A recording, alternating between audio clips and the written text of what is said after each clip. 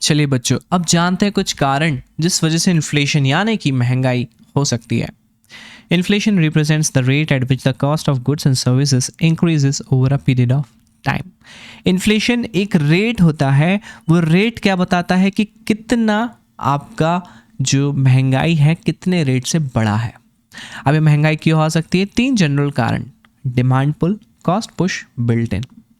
Demand मतलब मान के चलिए कि पहले के ज़माने के लोग जो है बहुत ज़्यादा कॉफ़ी नहीं पीते थे, अब बहुत ज़्यादा लोग कॉफ़ी पीने लग गए। Just giving an example guys.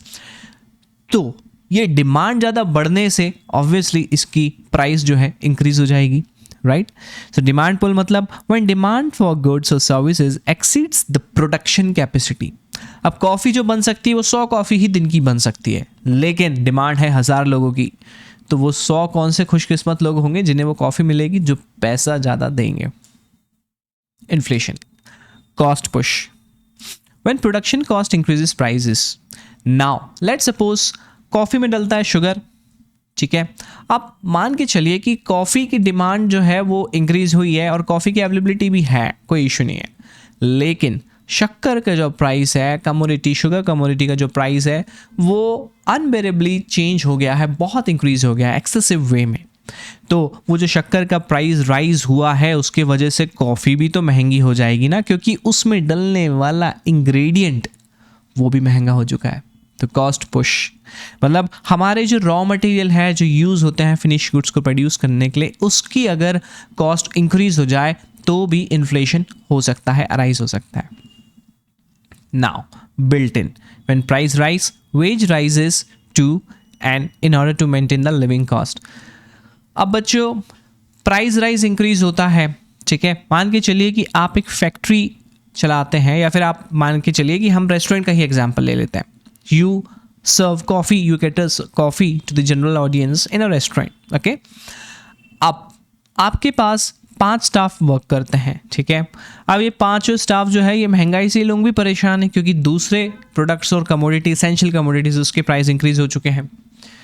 तो इन लोग भी डिमांड करते हैं कि सर हमारा एटलीस्ट 10% तो सैलरी इंक्रीज कर दीजिए, क्योंकि वो मिनिमम वो चाहते हैं 10% इंक्रीज होना, क्योंकि तभी वो अपनी पूर्ति कर पाएंगे, तभी वो अपनी नीड्स को फुलफिल कर पाएंगे। अब आपके स्टाफ है, आपसे अच्छे से जुड़े हुए, आप अगर उनकी सैलरी नहीं बढ़ाएंगे वो छोड़ देंगे, कहीं और जाकर काम कर लेंगे। तो ये भी एक वजह है बिल्ट इन, जहाँ पे सैलरी या वेजेस के वजह से आपका कॉस्ट ऑफ प्रोडक्शन बढ़ जाता है और इसी कारण से इन्फ्लेशन इंक्रीज हो जाता है। तो हमने क्या देखा, इन्फ्लेशन कैसे वर्क करता है, कैसे बढ़ता है? 3 कारण: demand pull, cost push and built in. अब मैं आपको एक एक्सरसाइज देता हूँ, आप अपने डायरी में कुछ डिमांड पुल रिलेटेड जिसके प्राइसेस, वो प्रोडक्ट और सर्विसेज के नाम लिखिए जिसके प्राइसेस इंक्रीज हुए, जो आपको लगता है डिमांड की वजह से मस्त, बस, ओके। कॉस्ट पुश, आप ऐसे प्रोडक्ट और सर्विसेज ढूंढने की कोशिश करिए जिसका आपको लगता है कि इसका price cost of raw material के प्राइस इंक्रीज होने से इंक्रीज हो गया है। बिल्ट इन, आप ऐसे सर्विसेज को लिखिए, प्रोडक्ट को लिखिए जिसको आप जानते हैं और जिसका प्राइस जो है इंक्रीज हुआ है, किस वजह से? एम्प्लॉय की सैलरी के कारण। तो चलिए दोस्तों, मिलते हैं हमारे नेक्स्ट वीडियो में, तब तक ले जय हिंद बच्चों।